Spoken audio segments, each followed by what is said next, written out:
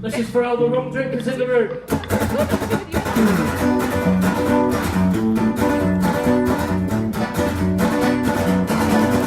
One, two, three.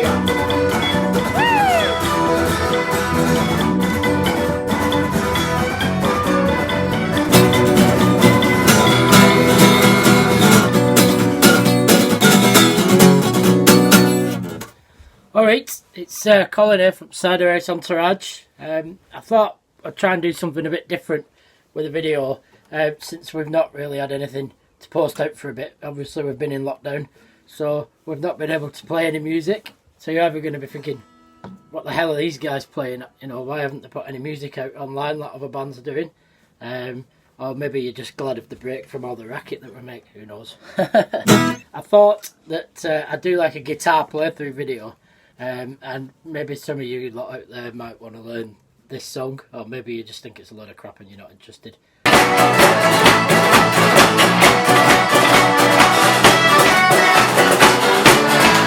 So basically I'm going to do a breakdown of the song Release the Kraken, which is probably the song that we're most known for, being that it's one of our oldest songs. I wrote this in 2013, so it's 7 years old. We've probably played it every live performance since I wrote it, maybe apart from one or two, and I would even go as far as to say it's probably our most popular song. So Release the Kraken, what's it about?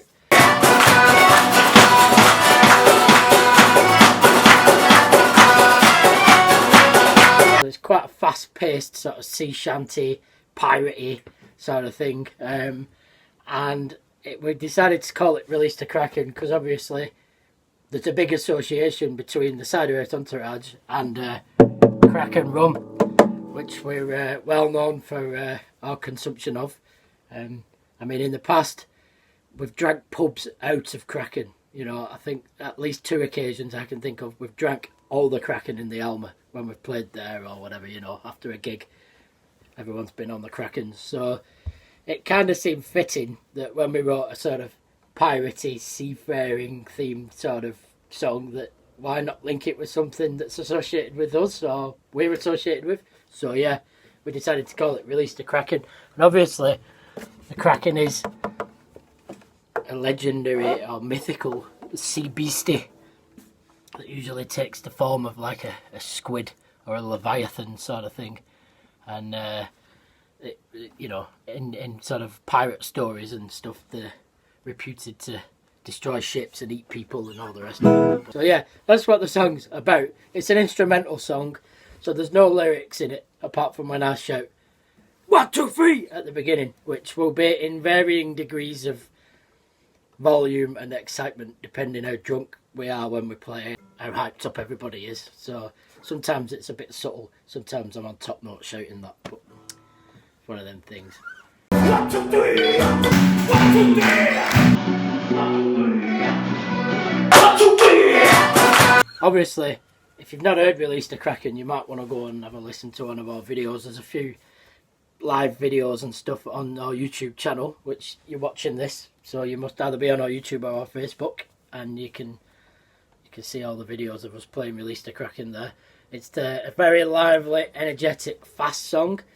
Usually when we play it, it's somewhere between 250 and 260 BPM, which is about, I'm not putting a metronome on because we never use one live, but it's that sort of feel to it, that sort of tempo I mean. And it's a song, it's in B minor throughout. It doesn't change key, it doesn't change time signature, it's in 4/4, it's in B minor, and there are 3 sections to it. So what I thought I'd do in this video is I'm going to talk you through the song and how it goes. I'm going to show you how I play it, talk about my guitar style a bit, but I'll also show you the melody parts, which I don't play when we play it live, but sometimes when we're jamming I might mess about with it, doing a little solo or something, you know, before rehearsal when we're all arsing about on our instruments. So it's a very simple song, to be honest. There's no advanced chords in it. The only thing that makes it a bit challenging to play is probably the speed of it, and the guitar part. Although the chords are very simple, it's very aggressive, you know, which a lot of Entourage songs are like that.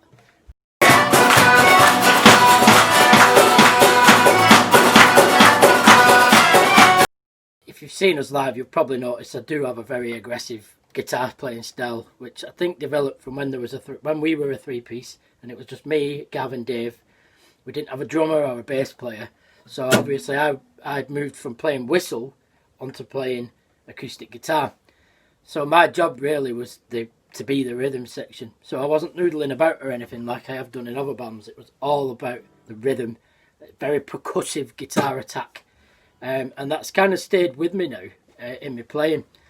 And you know, songs like the Kraken rely on it because there's a lot of accenting. So when I'm playing like a riff, say you'd imagine a drum beat going in the background, or that's kind of how I imagine it. So instead of just playing a chord, you know, I'll play it like it's a drum beat with a dum dum dum sort of. So the bits that would be kind of your snare or your accented hit on a cajon or something, that batter them a lot harder than the other hits. So it's very percussive. And this song as well, there's a lot of variations going on. So although it repeats the same themes several times, there'll be changes in the melody instruments or in the rhythm section that on the surface you might not notice. You know, you still think, oh, it's a B minor, E minor chord sequence. But there's actually something different going on each time. And I use a lot of, although most of the song is pretty full on, there are a couple of sections where I'll use dynamics, like in the second repeat of, the first repeat of theme A, which is like the verse. I go a lot quieter on the guitar and build it up until it kicks in with theme B, which is like the chorus section. There's also a lot of accented bits where I'll do like fast picking, like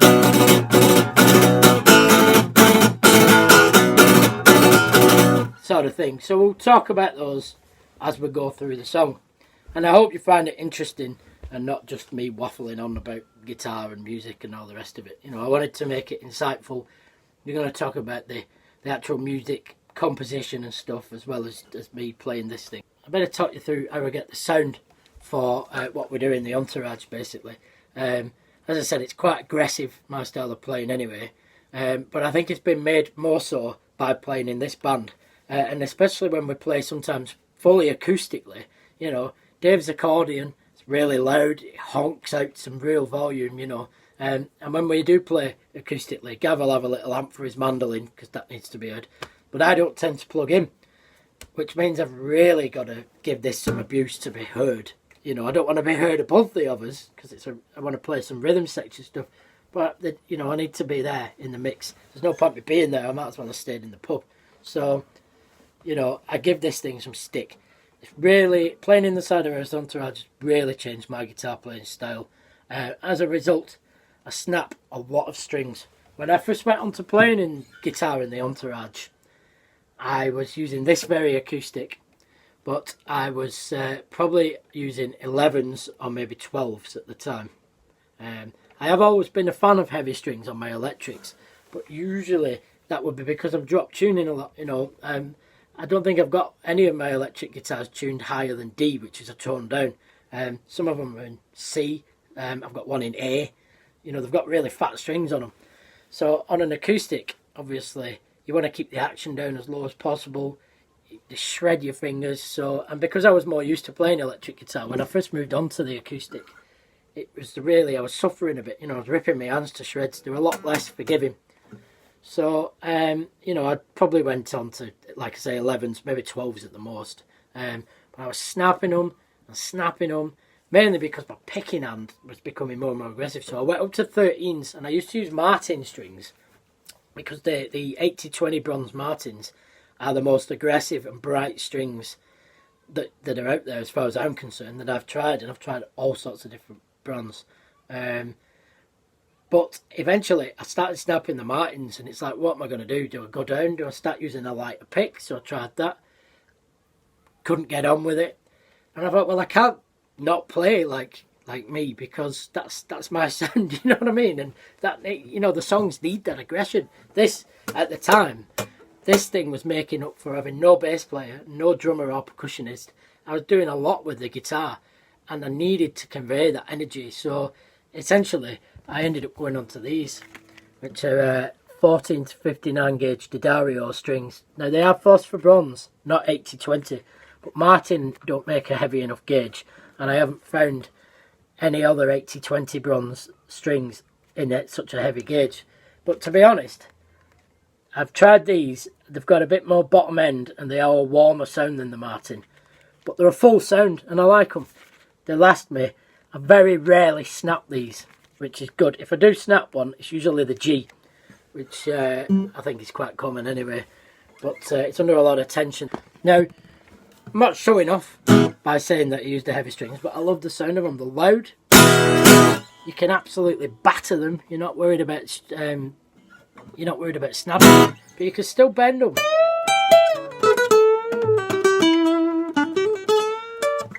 You just have to practice a bit more, to get used to them.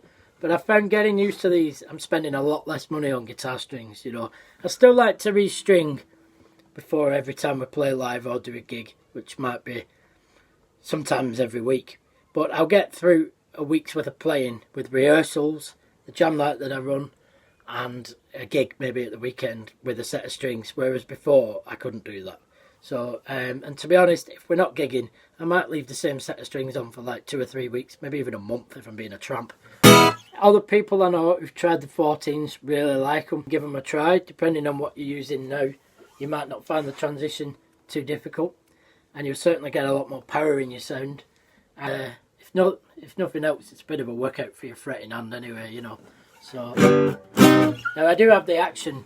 I don't know if you can see, but I have the action very low on this guitar. I've adjusted it as low as it will go, so that helps as well. Because if I had these strings on something with high action, they would absolutely shred your fingers. So that's no good. You don't want to do that. So yeah, the guitar itself. This is what I call the workhorse. I bought this maybe 10 years ago off a rep for one of our music distributors who we use at work, where I work at Booth Music, and he was selling this guitar off cheap because the company had gone into administration, and I just wanted a cheap electroacoustic that I could use at the jam session I run at the Manor Scythe. And I thought, if someone knocks it over and chips it or whatever, spills ale on it, snaps a string, whatever else, I ain't gonna kill them. So I bought this guitar very cheap. It's lasted me 10 years. It's plywood. It was an East Wood or an Eastman or something. I don't know. I've covered the label up with a Booth Music sticker, but it was cheap. It's junk.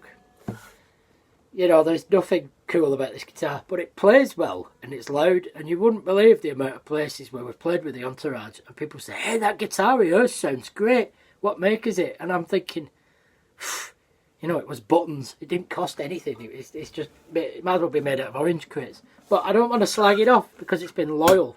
It's been reliable. It's never let me down. It can handle me playing it, and it can handle these 14s. So there must be something decent about it.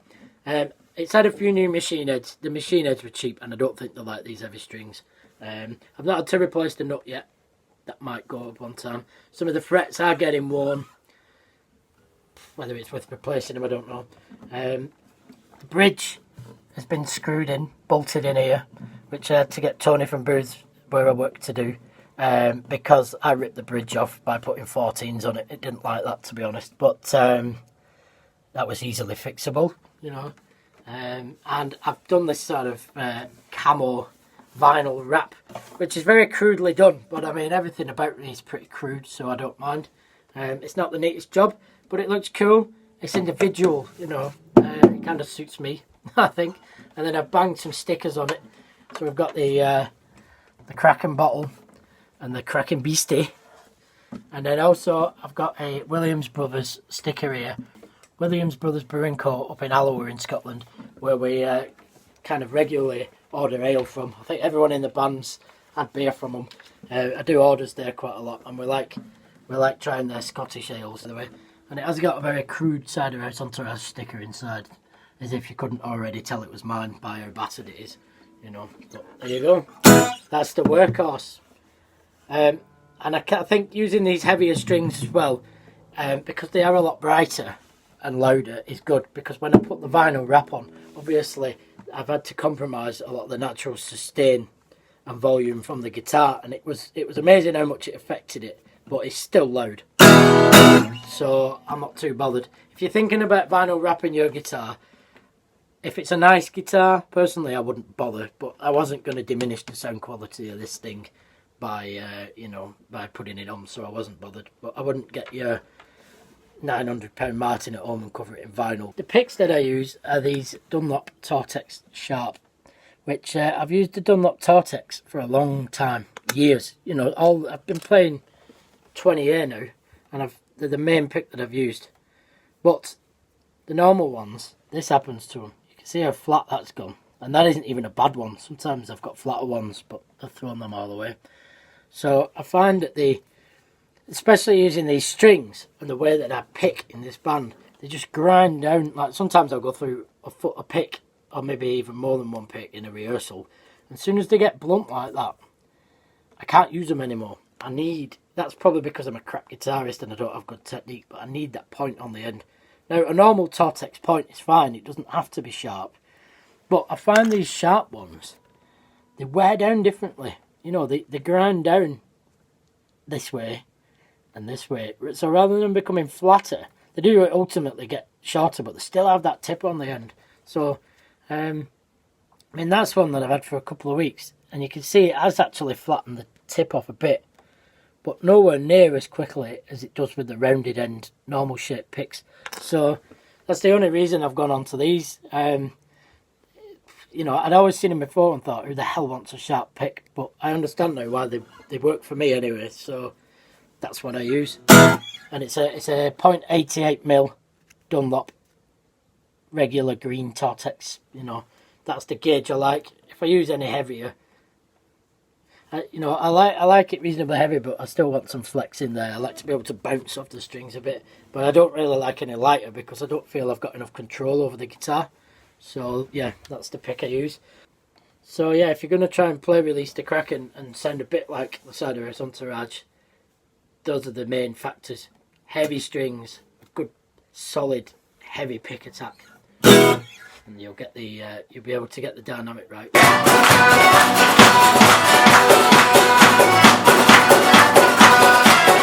So before we get started with Release the Kraken, you're going to need to know 9 chord shapes. Now, some of them are variations of the same chord, but they're in different positions on the neck. So, as I mentioned before, the song is in B minor, and I tend to just play that at the 2nd fret root on the A string.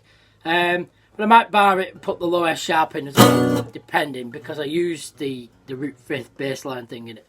That's just a standard B minor chord. Okay, I also do E minor, which is just your normal E minor, you know. Oh look, I'm doing the devil horns. That must be the most metal chord. Maybe if I fret it like that. I don't know, but you know how to play E minor. The other main chord in it is F sharp minor, which is E minor being the fourth chord in the B minor scale. So we also use the F sharp, which is the 5th. F sharp being the 5th chord to B. It's F sharp minor.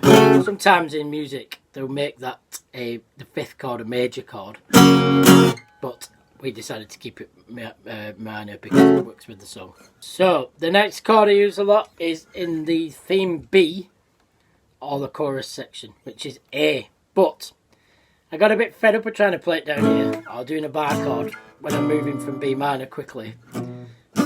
It was bugging me, so I made up. It's not like I've made up my own chord, but the position that I use is up here.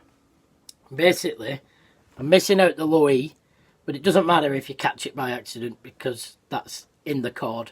E is in the chord of A, and Matthew, our bass player, is playing below that doing the root, so I'm not messing it up too much if I do catch it by accident. But essentially, I'm playing the root on the open A string is the root, 7th fret on the D, which is another A, so that's an octave. Then I'm going on to the C sharp there on the G string, which is the 6th fret. 5th fret on the B, which is an E, and then the open E. So there's 2 E's there in unison. So basically, it's a bit like an A major chord there, but I'm leaving out the A in that position and moving it to the open position, and I'm getting rid of that E. It just means I can easily, you know, it sounds a lot more jangly. It suits the dynamic of the chorus, which is a real open, thrashy section of the song. When I say the chorus, I of course mean theme B. So later on in the song, you're going to need some other chords, which when theme A repeats, the chords don't change. but the way I play them does. So E minor, I'd play here at the 7th fret, the root being at the 7th fret on the E. But I also bar the B because I do the root 5th. So I'll put the chord boxes up for these chords as well in case you're not familiar with them. But I'm pretty sure they're not exactly like difficult jazz chords. So I'm pretty sure anyone with a basic grasp of the guitar will know these chords. The 6th chord you're going to need is F sharp minor. Instead of playing it here, we're going to play it with the root on the 9th fret of the A string, like this. So it's just the same position as the E minor, but moved up 2 frets, or 1 tone. Then there's a D in it later, which is just a standard open D, which is in theme C, we're on about here. And the A that I use in theme C is your normal A here. And I'll probably, to be honest, it's quite a quick chord change.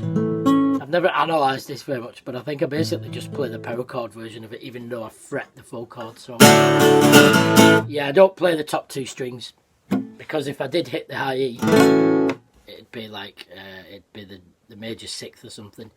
We don't want to mess with those chords in this sort of music, too complicated. So because I'm on the high E, I'm fretting an F sharp by doing that, because I'm too lazy to do this position. I'm not bothered. That's my playing. If you don't like it, write your own songs. So I'll play the D, then we go on to this A power chord. So that's basically just open 2-2. And also in theme C, I play a G, which is a standard G. So that's it. Those are the 9 chord positions you need to play Release the Kraken. It's not very difficult, is it?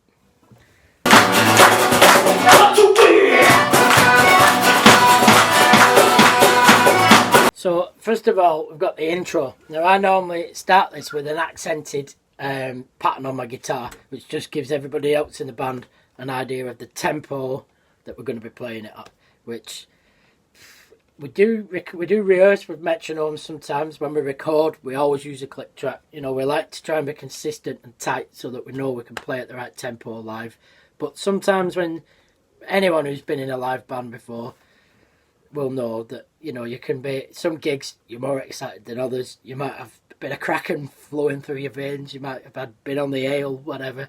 So sometimes we go a bit faster.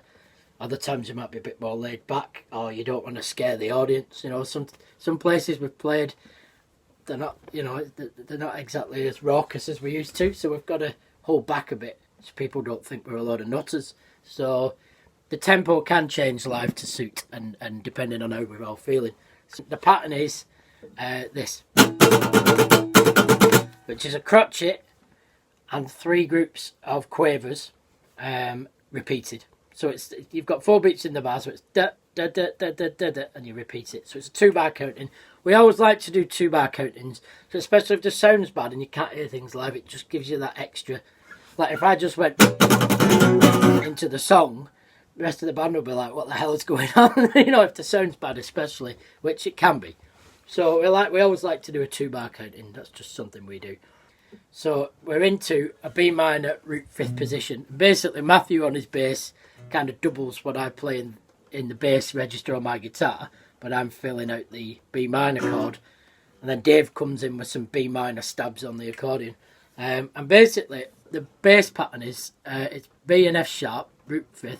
So it's that, and then I do an F sharp A, which is like a common minor bass run that you get it in a lot of country and folk music.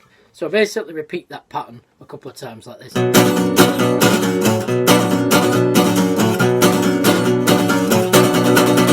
So at the end of that phrase, there's a fill where me, Matthew, and Owen isn't playing percussion with us anymore, but we are hoping to get another lad in. I can't tell you who that is yet, but we kind of all know, on percussion.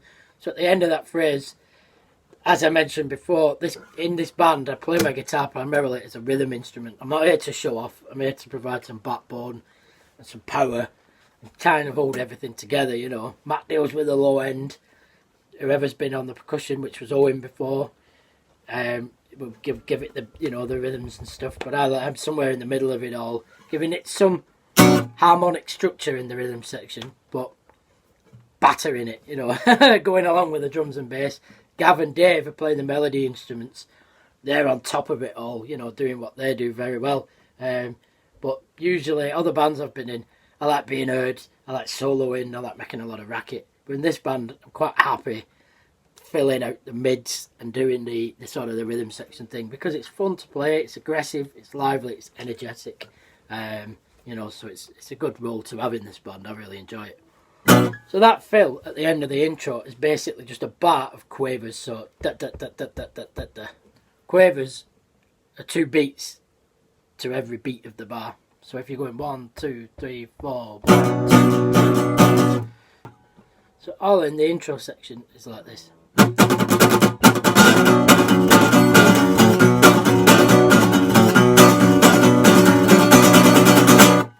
When it stops there, I shout 1, 2, 3, which, as I said before, can be varying degrees of boisterousness depending how much cracking we've had. And then we're into theme A, which is the main recognisable theme of this song. Right, so for theme A, the guitar part is very simple. It's based around B minor, E minor and F sharp minor chords.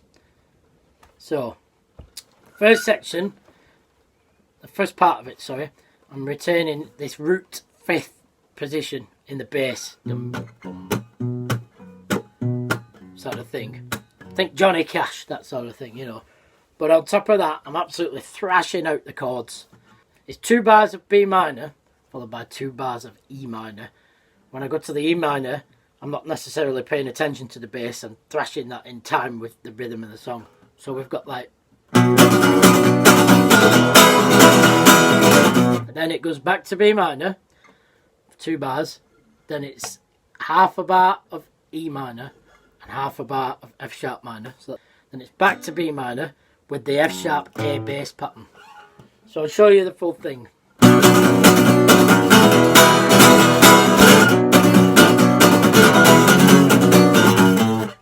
You repeat it again.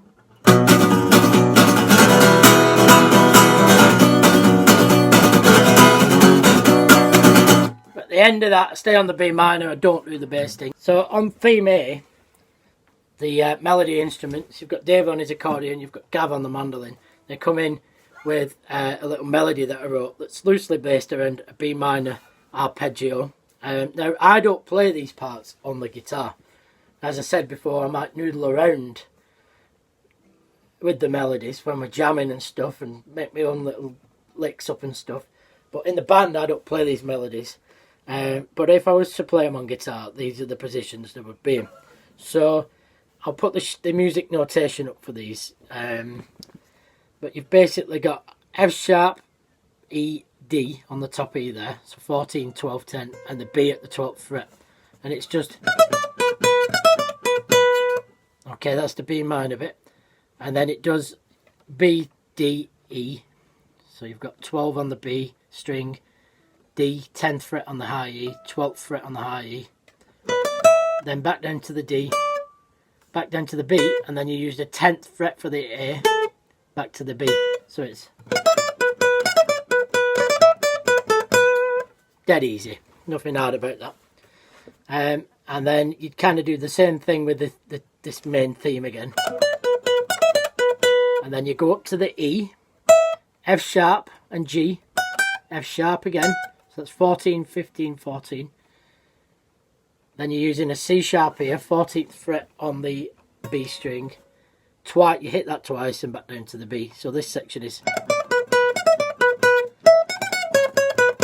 And that's it. I don't know if you could see that because of my fingers.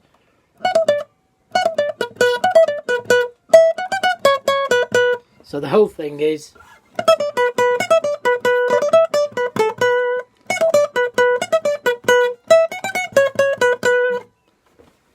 And then it goes into theme B, which is a chorus. Theme B is essentially 2 bars of B minor, 2 bars of A, 2 bars of B minor, then it's 2 beats or half a bar of E minor, 2 beats or half a bar of F sharp minor, as in the verse, back to B minor with a bit of a rest. So the chorus section is like this. It's quite fast, it's very thrashy, nothing intricate going on, it's all about the power. So it's...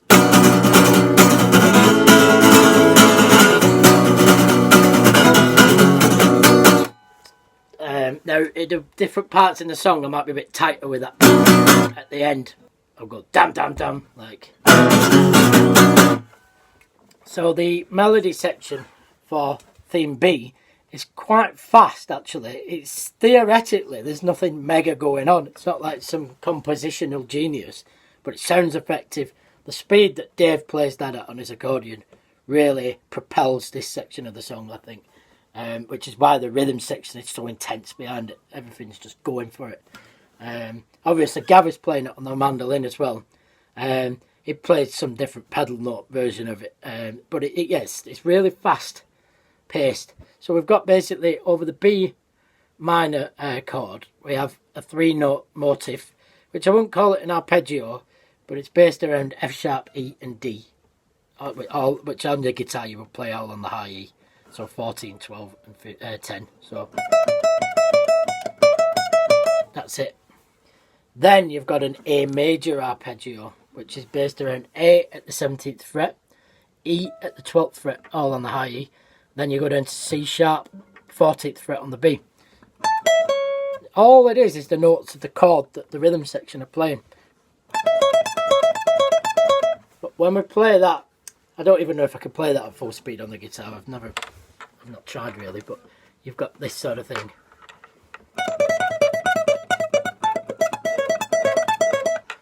Yeah, I need to practice that, but it's not my part, so it doesn't matter. Gav and Dave need to practice it. There it goes back to the B minor bit.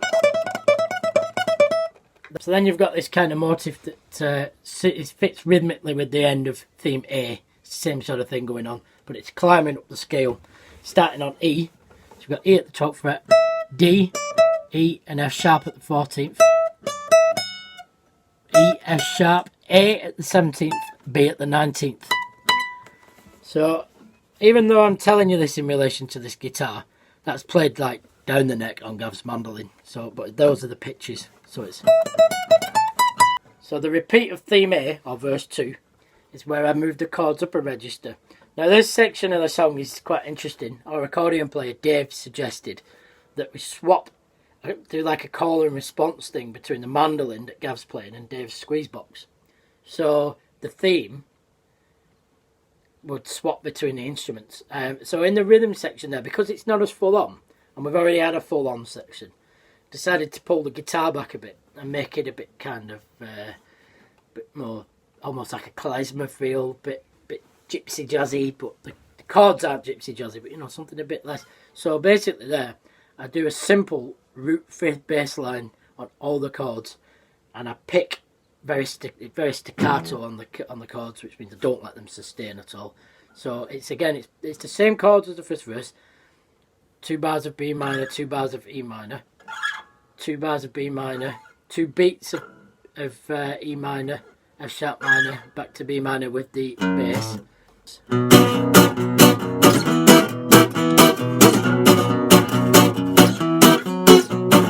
Sort of thing. And then on the second repeat I start building up the volume a bit more.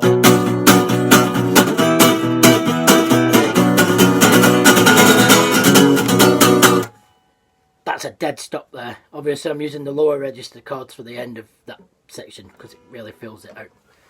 And you've got a rest there. So you've got dun dun dun dun dun dun dun dun at the end. A crotchet, 2 quavers, a crotchet, 2 quavers, 3 crotchets. Dun dun dun dun dun dun dun dun dun. Rest. That rest causes a good impact when the next section kicks in. Section B, which this time is full on. We all play as hard as we can at this point. You know, it's gone mayhem at this point. So again, you've just got the B minor, the A, the B minor, E minor, F sharp minor, back to B, like the first chorus, if you want to call it. But this time we've got an accented bit, which is a bit like, if you can imagine a snare drum in a metal band, dun dun dun dun dun dun dun dun sort of thing going on, right? So basically, me, Matthew on the bass, and before Owen on the percussion would accent this together and really drive home the impact to this section. So it's quite fast, but theoretically it's very easy. You've got some triplets going on here. So it's a crotchet, a group of triplets, a crotchet, a group of triplets. Second bar, a crotchet, a group of triplets, and 2 crotchets. So you've got dun da da da dun da da da dun da da da dun dun. Again, it's very staccato. So maybe those crotchets should technically be quavers with a quaver rest to really drum home the kind of really drum home the attack. But I just write them as crotchets because you haven't got time to think about that when you're playing at this speed. So I'll play it slowly. Basically, I'll play the entire second occurrence of theme B. So you've got the normal section followed by the staccato accented bit. So it's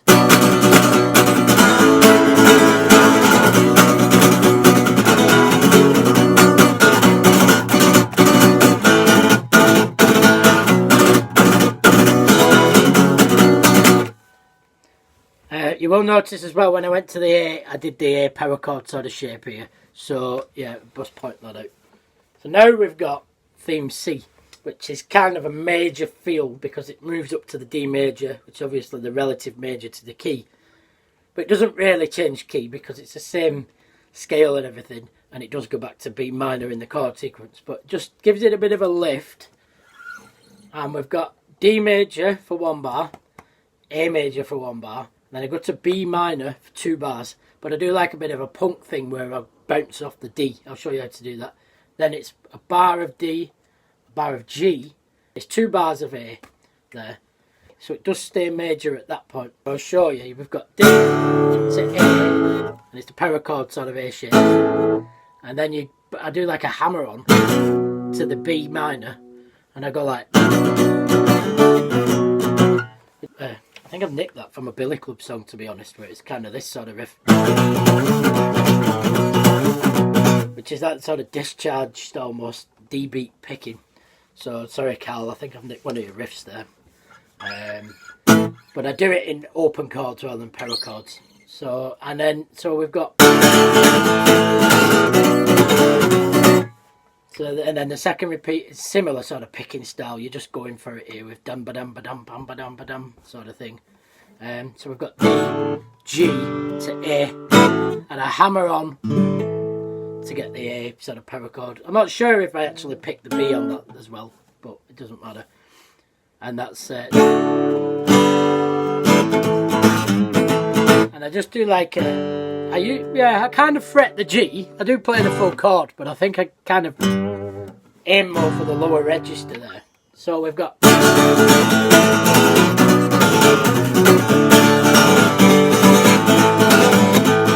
sort of thing. It's not probably the cleanest played part of the song, but that's how I play it. There's no airs and graces here.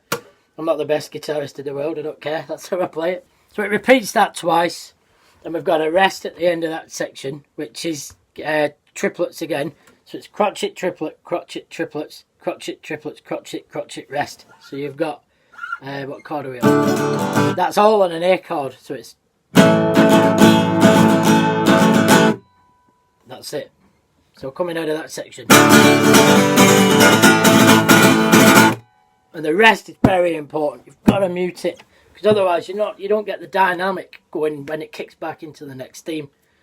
You know, I find that in this band it works a lot with a lot of stoppy starty bits in the rhythm section, and it really propels the song on. You know, well, I think it does. You lot might think I'm talking crap, but it's important to us that we keep that sort of dynamic going on in our music, not just in the volume but in the phrasing of things. You know, it really helps to change a simple format, a simple song format, into something more effective that the audience can enjoy, or so I believe. So the melody part for theme C is very simple. It's just basically running up and down the scale, starting on D because the chord becomes D major. It's nothing complex harmonically. You're just running up the scale, which is a D major or B minor scale. It doesn't matter. The scale's the same notes. You've got 2 sharps. You've got F sharp and you've got C sharp, and that's it. So we've got I think on the mandolin registers up here, so I'll play it up here. Sorry, it's that note D. Whereas Dave might drop down an octave here. I think he plays it like there. So yeah, so basically it's just up the D major scale. So we've got D, E, F sharp, then down to, then the chord changes to A, so you've got to think harmonically what's in the key, what notes make up that chord. So it makes sense to use the E and the C sharp. So we've got E, D, C sharp going on. So we've got, just goes to B for that bit. Then we start on D again, go up the D major scale. The chord changes to G this time. The melody goes with it to G. So A, B to the A, which the chord behind the A note is also A. So again, there's nothing technical going on there. So melody is just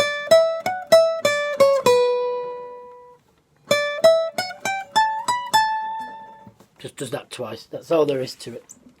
So then we're back into the theme A. This is the third time now. Again, I play this very similar to the first time round, but maybe a bit more aggressive, because by this part of the song we're all pretty warmed up, you know. But it's theme B again, but then at the end, that's the ending. The last chorus is the. So we do theme A again twice. We're going to theme B again, which is like the chorus section, and this is the ending now. Now on the second repeat, where we did the accented bit before, we do a bit that Dave suggested. So the rhythm section kind of drops out. We suspend the chords while Gav and Dave carry on to do these sort of arpeggios, and then we build it up in a crescendo right to the end. So that's me and Matthew will play that sort of thing, and Owen did as well on the drums, on the percussion. So obviously we will be keeping that in when we get the new lad on board doing percussion. So basically that just means playing the B minor, the A, and where you'd normally strum them, you just let the chords hang. Then we go back to the B minor, and I kind of mute it, sort of thing. I build it up in crotchets, so single notes, you know. Yeah, it's a full bar of crotchets, and then it's crotchet, triplet, crotchet, rest. So we've got sort of thing, and then so I'll do that at full speed. So we've got, I'll do that full section then. So we've got 2,